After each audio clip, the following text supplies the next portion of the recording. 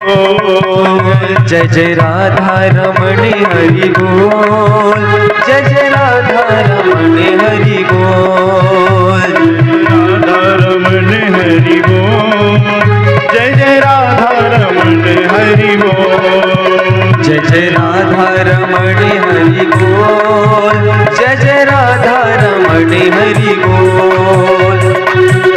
ये बोल बड़े अनमोल, जय जय राधा रमण हरि बोल, जय जय राधा रमण हरि बोल, जय जय राधा रमण हरि बोल, जय जय राधा रमण हरि बोल, जय जय राधा रमण हरि बोल, जय जय राधा रमण हरि बोल, जय जय राधा रमण हरि बोल, जय जय राधा रमण हरि बोल, जय जय राधा रमण हरि बोल, जय जय राधा रमण हरि बोल, जय जय राधा रमण हरि बोल। सभी लोग दोनों हाथ ऊपर उठा जय जय राधा रमण हरि बोल, जय जय राधा रमण हरि बोल, जय जय राधा रमण हरि बोल, जय जय राधा रमण हरि बोल,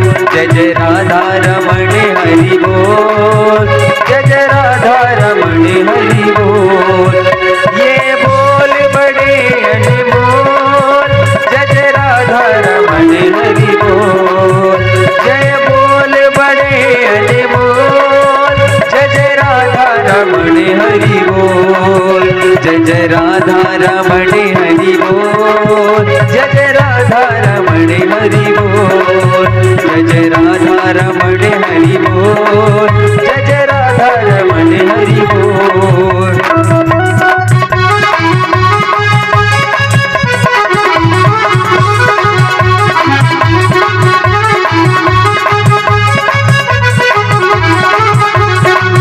जय जय राधा रमण हरि बोल, जय जय राधा रमण हरि बोल, जय जय राधा रमण हरि बोल, जय जय राधा रमण हरि बोल, जय जय राधा, जय जय राधा रमण हरि बोल, जय जय राधा रमण हरि बोल, जय जय राधा रमण हरि बोल, जय जय राधा रमण हरि बोल, जय जय राधा रमण हरि बोल, जय जय राधा रमण हरि बोल, जय जय राधा रमण हरि बोल, जय जय राधा रमण हरि बोल, जय जय राधा रमण हरि बोल, जय जय राधा रमण हरि बोल।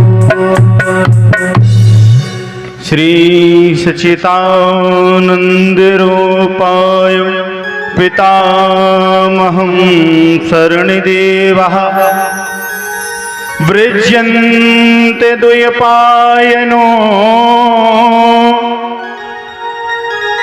सागरं कृतपङ्कजं भक्तिवत्सलं द्वयपायो जनार्दनः जुगो कुंजिकाया कृत्यानाम मपेत पित्यं शरणं हरि देवगर्भनां संकृत्यो देहचित्यानां ततो। देखो भगवान श्री राम जी के जन्म का उत्सव हम आपने बड़े उत्साह से मनाया, क्योंकि भागवत जी कथा में सूर्यवंश और चंद्रवंश दोनों की कथाएं आती हैं। क्यों? क्योंकि जस मर्यादा जगत की बांध दीन करतार, भगवान राम ने मर्यादा को बांधा। भगवान राम पहले क्यों आए? भगवान श्याम भी आ सकते थे ना। भगवान राम पहले इसीलिए आए, जिस मर्यादा जगत की बांध दीन करतार। बोले कन्हैया जाएगा तो बड़ा नटखट है, काम गड़बड़ हो जाएगा, इसलिए पहले राम को भेजो जो मर्यादा बना दे। कैसी मर्यादा बना दे? पूरी विधिवत मर्यादा। पुत्र की मर्यादा अलग है, बेटी की मर्यादा अलग, बहू की मर्यादा अलग। सब विधिवत बना दे कि बहू जेठ की मर्यादा करे, ससुर की मर्यादा करें, मतलब अपना अपना काम विधिवत कौन कर दे? जाकर के भगवान राम। क्योंकि कन्हैया चाहेंगे तो ये बड़े नटखट हैं, सब उल्टा पुल्टा कर देंगे। बड़ा अच्छा राज्य शासन चल रहा था महाराज उग्रसेन का। देखो जब पुत्र कुमार्ग की ओर जाता है तो ऐसा होता है। बड़ा प्यारा राज शासन किसका चल रहा था? महाराज उग्रसेन जी का। उनकी पत्नी पवन रेखा गर्भवती हुई। इसलिए कहते हैं, कल या परसों की कथा में भी बताया था ना कि जब मां गर्भ से धारण हो तो उनको कथा सुनाओ, भागवत सुनाओ, पुराण सुनाओ, अच्छा सत्संग करो, अच्छे वातावरण में रखो। यहां पर मैया पवन रेखा अपने मायके चली गई। बोले वहीं पर बेटे को जन्म दिया जाएगा, वहीं चल।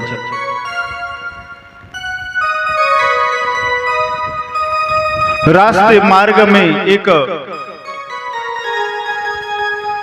ध्रुव मालिक नामक का राक्षस जा रहा था। उस राक्षस की छाया पवन रेखा के गर्भ में पड़ गई। उसकी कुदृष्टि पवन रेखा पर पड़ गई। जब उस बालक ने जन्म लिया महाराज कंस ने, तो हरे भरे झाड़ सूख गए, नदियां सूख गई, तालाब सूख गए। महाराज कंस का जन्म हुआ। उग्रसेन जी के पुत्र कौन हुए? महाराज कंस। उनने जन्म लिया। छोटे से कुमार्ग की ओर, कुसंगत की ओर, उजड़ स्वभाव महाराज का था। धीरे धीरे बड़े हुए महाराज, इतने बड़े हो गए कि एक दिन तो पिताजी राजगद्दी में बैठे हुए हैं, गए महाराज उग्रसेन के चरणों को पकड़ा और उठा करके ले गए, जाकर के कारागार में फेंक दिया। ले जा करके कारागार में फेंक दिया। बोले तुम्हारी उम्र हो गई, तुम मुझे राजपाट नहीं दे रहे हो और अभी तक गद्दी में बैठे हुए हो। महाराज उनको ले जा करके कारागार में डाल दिया, आकर के राजगद्दी में बैठ गए। जब आकर के गद्दी में बैठ गए, यहां पर पूरे नगर में चर्चा फैल गई। बोले कैसा उद्दंड राजा हमारे राज्य में आ गया, देखो अपने पिता को ही कारागार में डाल दिया, अब तो अपना राज शासन नहीं चलेगा, अपना राज शासन अब नहीं चल पाएगा। क्योंकि राजा का प्रतिपाल कौन करता है? प्रजा का प्रतिपाल राजा ही करता है ना। और जब राजा ही उदंड बन जाए, राजा ही क्रोधी स्वभाव का बन जाए,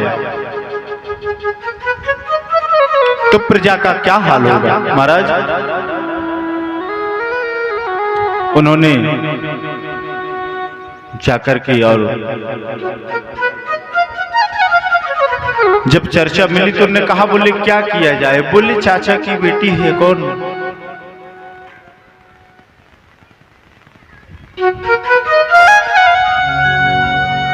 मैया देवकी। उसका विवाह करें। देवकी का विवाह करूं तो हो सकता है जो चर्चाएं चल रही है वो कुछ दब जाएं कि अपने विवाह, बहन का विवाह तो भाई कर रहा है। और महाराज कंस करते थे, अपनी बहन से प्रेम किया करते थे, मानते थे वो देवकी को।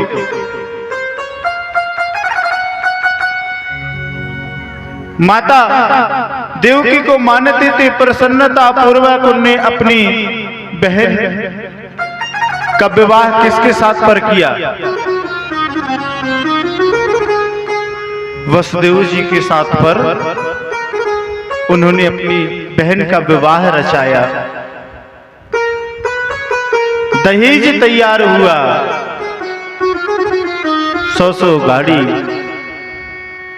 बैलगाड़ियों में भर भर के सोना चांदी हीरा जवाहरात। बोले बहन को तो एक बार देना ही है, जी भर के दे दो ना। क्योंकि वो तो एक बार लेकर के जाएगी। और नगर में बड़ी चर्चाएं चल रही हैं, नगर में बड़ी चर्चाएं चल रही हैं कि मैंने पिता को कारागार में डाला, इसलिए डाला कि वो राज नहीं दे पा रहा था। देखो धन, राजपाट सिंहासन इतना होता है साहब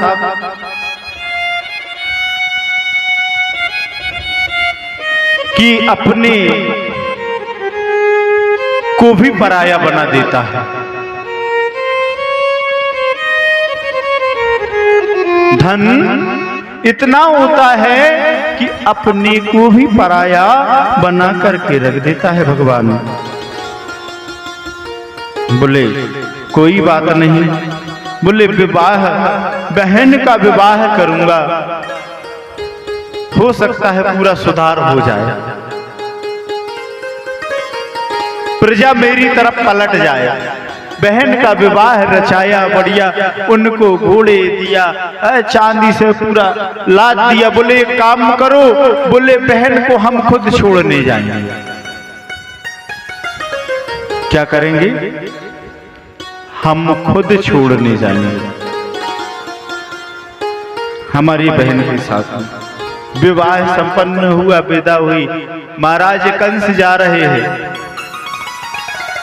आधे रास्ते पर पहुंची, इतने जोर से बिजली कड़की, इतने जोर से बिजली कड़की, आवाज आती है, हे पापी कंस,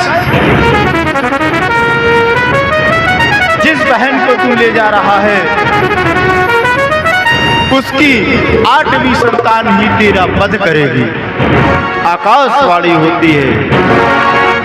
आकाशवाणी को जब महाराज कंस ने सुना, महाराज कंस ने आकाशवाणी को सुना, कांप गया, खड़ा हो गया।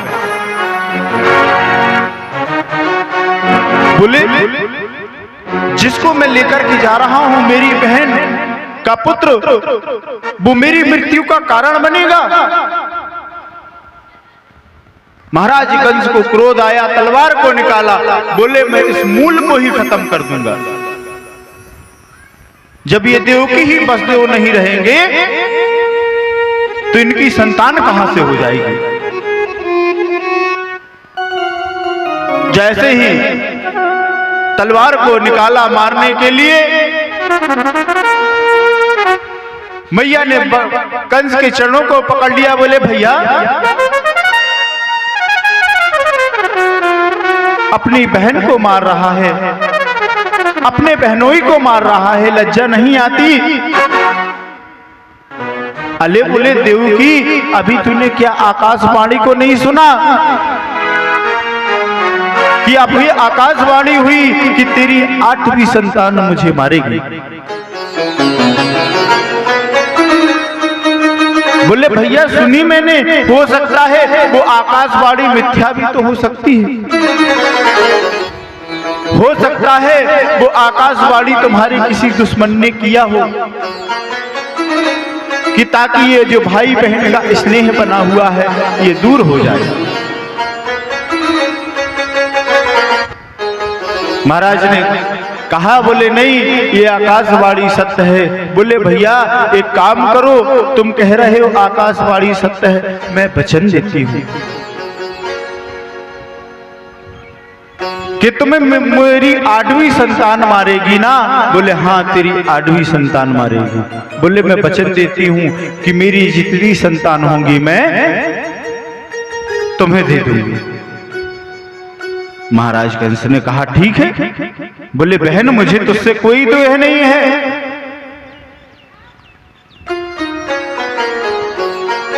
महाराज लौट आए। बोले लेकिन तुझे वहां नहीं जाना है, तू अब फिर से चल अपने राज्य में। ले आए महाराज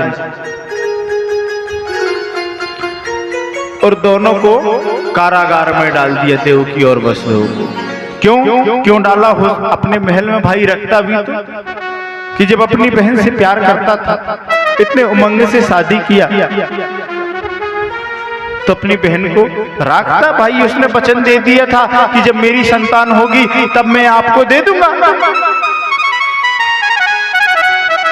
है ना? तो उसको बढ़िया प्रेम से रखता, अपने बहनों ही को रखता। बोले नहीं। क्यों डाला कारागार में? अभी क्योंकि कंस का कुछ घड़ा जो भरना था वो बचा हुआ है। क्योंकि जब हुई धर्म की हानि, क्योंकि उसका घड़ा जो भरते भरते बच गया है, वो कैसे भरेगा? भगवान ऐसे छोटे मोटे अवतार करने के लिए तो अवतार नहीं लेंगे, नहीं लेंगे भगवान अवतार। बोले इसके पाप का घड़ा अभी भरने के लिए बाकी है। बुद्धि भ्रष्ट राजा कंस की और कुमार की ओर जाने लगा। उठा करके अपने बहन को कारागार में डाल दिया। सभी को दुख हुआ। देखते देखते बहुत सा समय व्यतीत होता है। बहुत समय जब व्यतीत हुआ तो देवकी और वसुदेव को एक संतान होती है। देवकी और वसुदेव की प्रथम संतान जब हुई तो दूतों ने जाकर के बताया, बोले राजन, आपकी बहन ने एक संतान का जन्म दिया है, देवकी और वसुदेव ने। महाराज कंस बहुत खुश हुआ। बोले वाह, भांजा आ गया। क्यों खुश हुआ? क्योंकि तो उसको तो संशय तो 8वीं संतान से है ना। पहली संतान से क्या मतलब उसको? गया यहां पर माता देवकी ने भी कंस को ले जाकर के बालक को दे दिया। बोले भैया पहली संतान हुई। कंस ने उस पुत्र को वापस कर दिया। क्यों कर दिया? बोले क्यों, मुझे इससे दिक्कत नहीं है, मुझे तो भाई 8वीं संतान से मतलब है। 8वीं संतान मेरी मृत्यु का कारण है। यहां पर नारद जी ने सोचा, बोले यार जब तक इस कंस के पाप का घड़ा और नहीं भरेगा तब तक भगवान अवतार नहीं लेंगे, क्योंकि अभी कुछ घड़ा बाकी है और कैसे भगवान अवतार धारण लेंगे। बोले एक काम करो, चलो चल करके कंस को और भड़काया जाए और इससे कुपाट कराया जाए। नारद मुनि आए, आकर के कहा किससे? कंस से। बोले अरे तुम पागल हो क्या राजन? बोले तुम पागल हो क्या? बोले क्यों? बोले अरे तुमने आकाशवाणी को नहीं सुना था? बोले सुना था ना कि देवकी और वसुदेव की 8वीं संतान मेरा वध का कारण बनेगी, मेरा वध करेगी। बोले वही तो मैं भी बोलना चाह रहा हूं ना। बोले क्यों? बोले जो बालक हुआ था उस बालक को तुमने छोड़ दिया, उस बालक को तुमने छोड़ दिया। बोले हाँ भाई, हमें तो संशय 8वीं संतान से है ना, ये तो इसका पहला बालक है। बोले नहीं, बोले राजन तुम्हारी भी बुद्धि विपरीत हो गई है। बोले कैसे बुद्धि विपरीत हो गई? बोले एक काम करो, हो सकता है देवता हैं बड़े चालाक होते हैं। बोले क्यों? बोले हो सकता है पहले ही अवतार में विष्णु ने अवतार ले लिया हो तुम्हारा वध करने के लिए। भाई पहले ही में हो सकता है विष्णु ने अवतार ले लिया हो तुम्हारा वध करने के लिए। बोले कैसे? बोले जी बताओ, यहां से 8 लोगों को खड़ा करो। राजन ने खड़ा कर दिया। बोले यहां से गिनती शुरू करो। बोले 1 2 3 4 5 6 7 8। बोले यहां आकर के 8 खत्म हुआ ना? हुआ कि नहीं हुआ? बोले हो सकता है यहां से। बोले हाँ हुआ। बोले अब इधर से गिनो, 1 2 3 4 5 6 7 8। यहां पर 8 आकर के खत्म हुआ। हो सकता है देवता पांसा पलट दे, लास्ट वाली को 8 भी ना बता करके पहले क्यों 8 भी बता दे। बोले यही 8वीं संतान हो गई। कंस ने कहा यार, बोले ये तो बात सत्य है। कंस ने तलवार को निकाला और गया, जाकर के मैया अपने पुत्र को खिला रही थी। बोले वाह भैया तूने मेरी संतान को बख्श दिया। बोले भाई हो तो ऐसा हो। हृदय से माता ने लगाया। कंस ने गया और जाकर के उस बच्चे को छुड़ाया और छुड़ा करके उठा करके धाम से पृथ्वी पर फेंक दिया। उस बालक के प्राण पखेरु उड़ गए।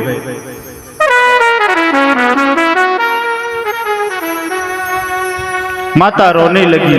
बोले भैया मैंने क्या, ये तो मेरी पहली संतान थी, तू इसको तो छोड़ देता। महाराज कंस कहने लगे समय व्यतीत होता गया, माता ने दूसरे पुत्र को जन्म दिया। कंस ने आकर के उसको भी मार देता है। देखते देखते छिन्न होने लगा। वसुदेव जी कहते हैं, बोले देवी चिंता मत करो, क्यों पाहि पाहि महायोगे। जब जब पाप बढ़ता है तब तब भगवान अवतार लेते हैं। तुम चिंता मत करो,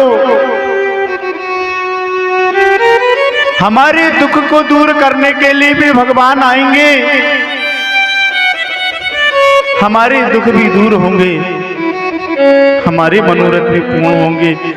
देखते देखते पहली संतान को खत्म कर देता है महाराज कंस, दूसरी संतान को भी मार दिया, सभी संतानों को मार देता है। लेकिन जहां पर भगवान विष्णु आएंगे वहां पर शेष को तो आना है।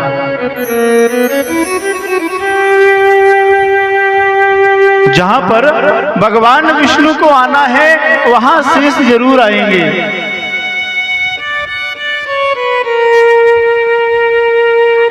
क्योंकि उस त्रेता युग में जब भगवान राम हुए थे और लक्ष्मण जी छोटा शेषा अवतार छोटे थे, है ना। लक्ष्मण जी को बहुत क्रोध आता था और भगवान राम बड़े शांत थे। एक बार कहा लक्ष्मण जी ने, बोले भैया तुम बड़े सीधे हो,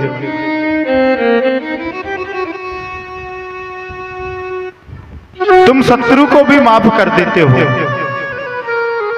तुम्हारा कोई शत्रु है और आकर के तुम्हारे पास में खड़ा हो गया तो तुम उसको भी छोड़ देते हो। मैं तुमसे बड़ा होता ना तो फिर बताता, देखो क्या होता है। भगवान ने कहा, बोले ठीक है, बोले इस जन्म में नहीं हो तो अगली बार तुम बड़े बन जाना।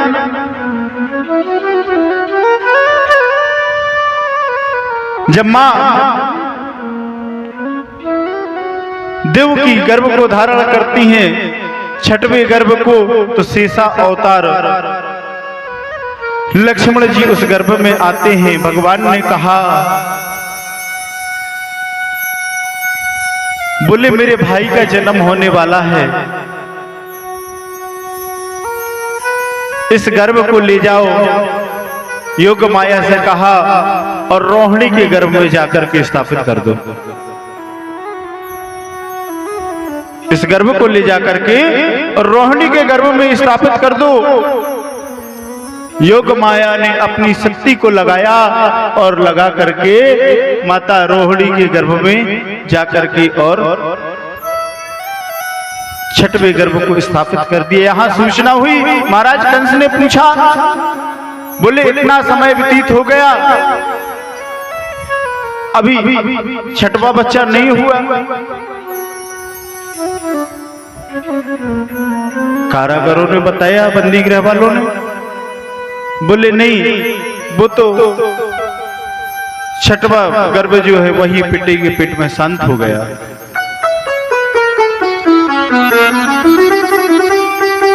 यहां पर सातवीं संतान होती है, उसको भी महाराज कंस मार देते हैं। अब माता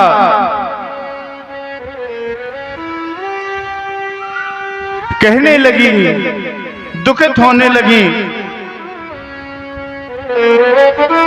बोले भगवान अब तो बस तेरा ही सहारा है, अब तो तेरा ही सहारा है।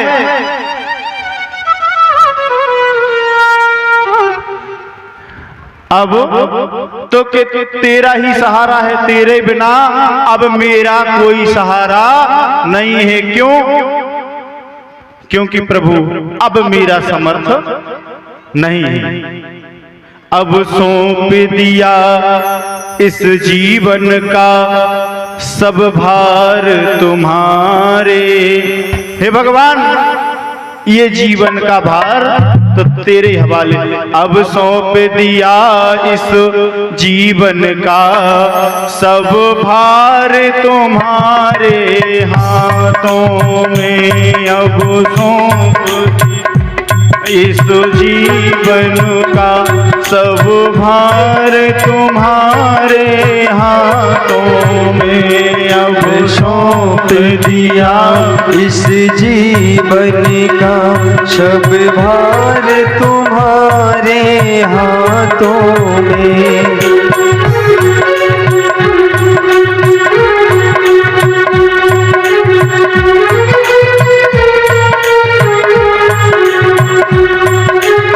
जीवन का पूरा भार तुम्हारे हाथों में सौंप दिया।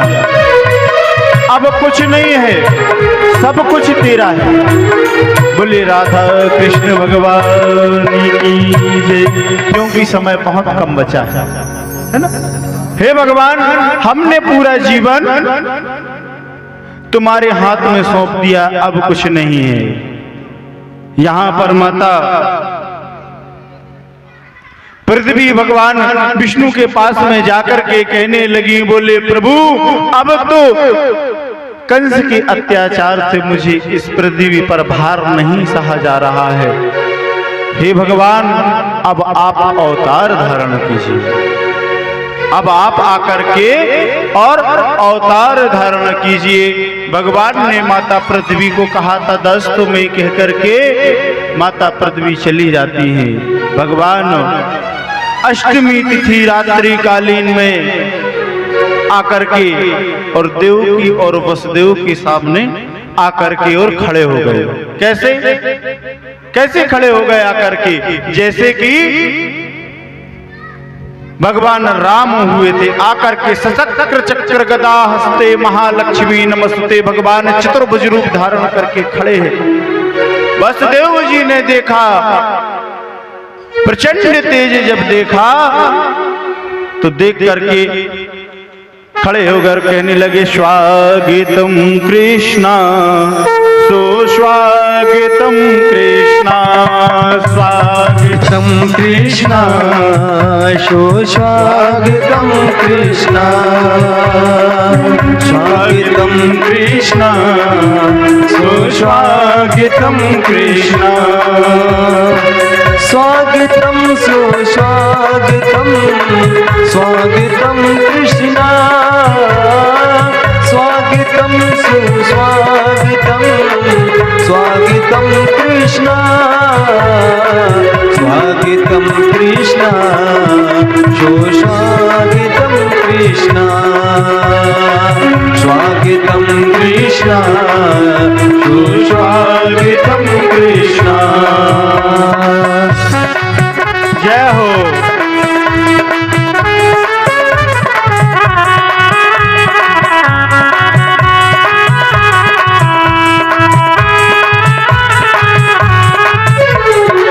स्वागतम कृष्णा सुस्वागतम कृष्णा। वसुदेव जी ने भगवान का स्वागत किया। भगवान आकर के खड़े हो गए और सब बता दिया। बोले मुझे टोकनी में रख करके और नंदलाल के यहाँ जाना और यशोमती मैया के यहाँ जो कन्या जन्मी है उसको यहाँ लेकर के आ जाना और मुझे वहां पर छोड़ देना। ऐसा कह करके और भगवान सूक्ष्म रूप धर करके माता के गर्भ में प्रवेश हो जाते हैं। भगवान कन्हैया का जन्म होता है। जन्म होते ही माता ने अपने हृदय से लगा लिया, अपने हृदय से लगा लिया। और यहाँ पर भगवान वासुदेव जी ने एक टोकनी को रखा। टोकनी में भगवान कन्हैया को लगा और ले जाकर के जाने लगे।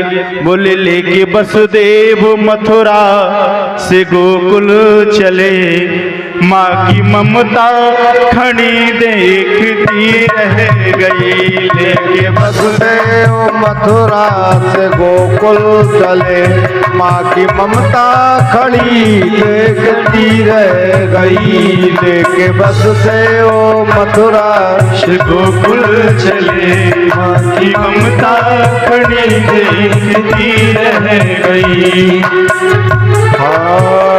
थी विवश कोई वसुदेव की का न था, लाल जाते खड़ी देखती रह गई।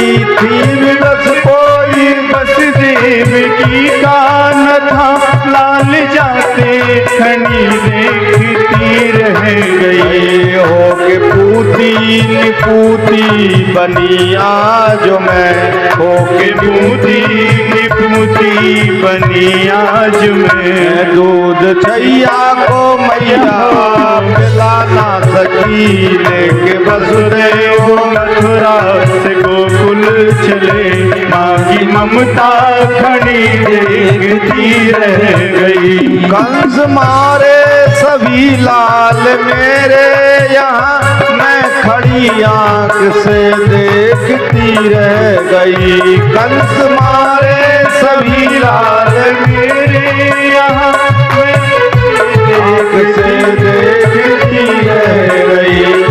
तलब दुख उठाऊं बताओ प्रभु, कब तलक दुख उठाऊं बताओ प्रभु। क्या मेरी जेल में बीते यही जिंदगी। लेके वसुदेव गोकुल चले, माँ की ममता खड़ी देखती रह गई। देव की रोटी खाते पछाड़े पड़ी, देव की रोटी खाते पछाड़े पड़ी। उसके वसुदेव ने लड़की से लड़का दिया, गोद में लेके हर्षित भई देव की, गोद में लेके हर्षित भई देव की। टूटे आंसू तो झड़ी रह गई।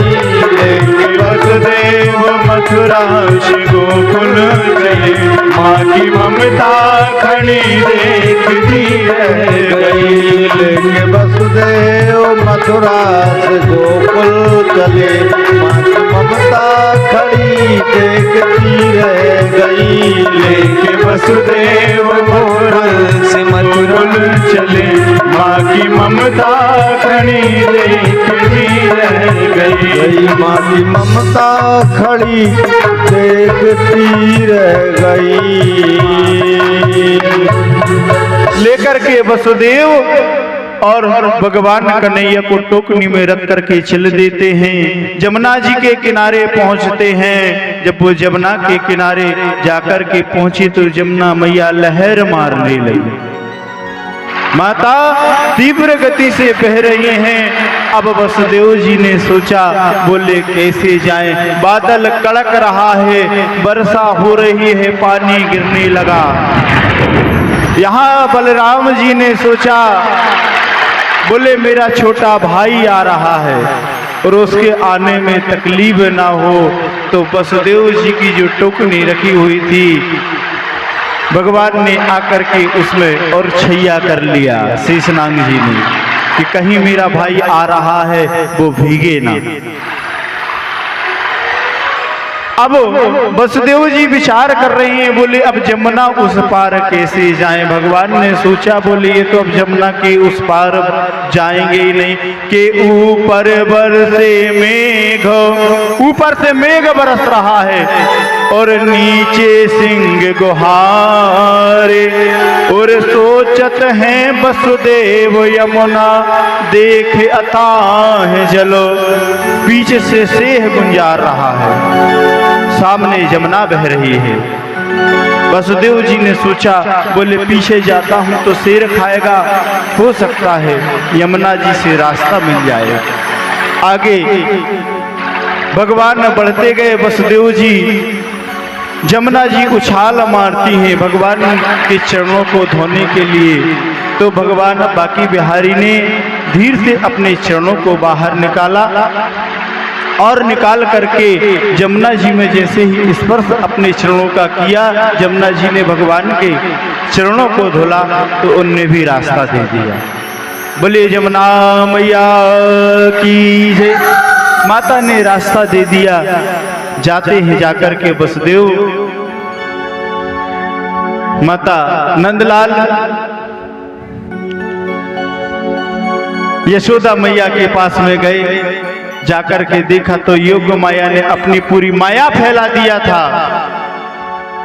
भगवान को वहां सुलाया और जो कन्या वहां पर जन्मी हुई थी, वसुदेव जी ने उसको लाया और आकर के कारागार में यहां पर देवकी मैया को दिया। भगवान ने अपनी योग माया को हटाया। द्वारपालों ने देखा, अरे बोले रात्रि कालीन में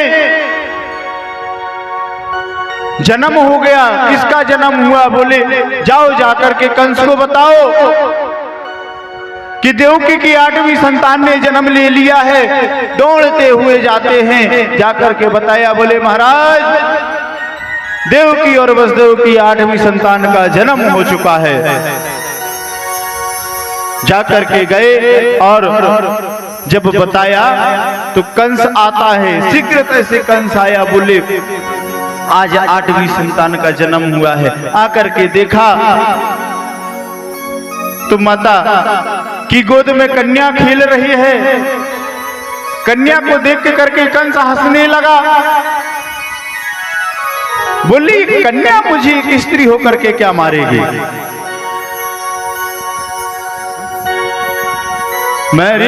मुझे देख करके हंसने लगा, मुस्कुराने लगा। बोले ये कन्या मुझको क्या मारेगी? बोले नहीं मार सकती, ये तो कन्या है, ये लेडीज होकर की, और मैं इतना बलशाली हूं, मैं इतना प्रतापी हूं, ये मुझे क्या मारेगी? पर विचार आया। किसका विचार आया? देव ऋषि नारद का। बोले ये तो छलिया का भाव है।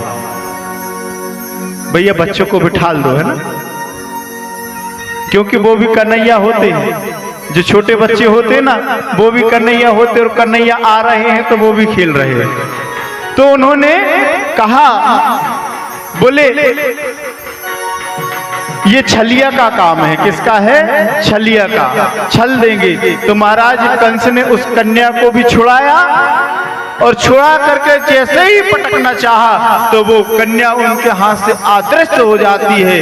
आकाशवाणी होती, हे कंस, हे पापी, तुझे मारने वाला अवतार ले चुका है। और ऐसा कह करके कन्या चली जाती है। यहाँ पर जब नंदलाल जी को पता चला, यशोदा जी को बोले रात में देखा, सुबह उठ करके तो बोले लल्ला का जन्म हुआ है।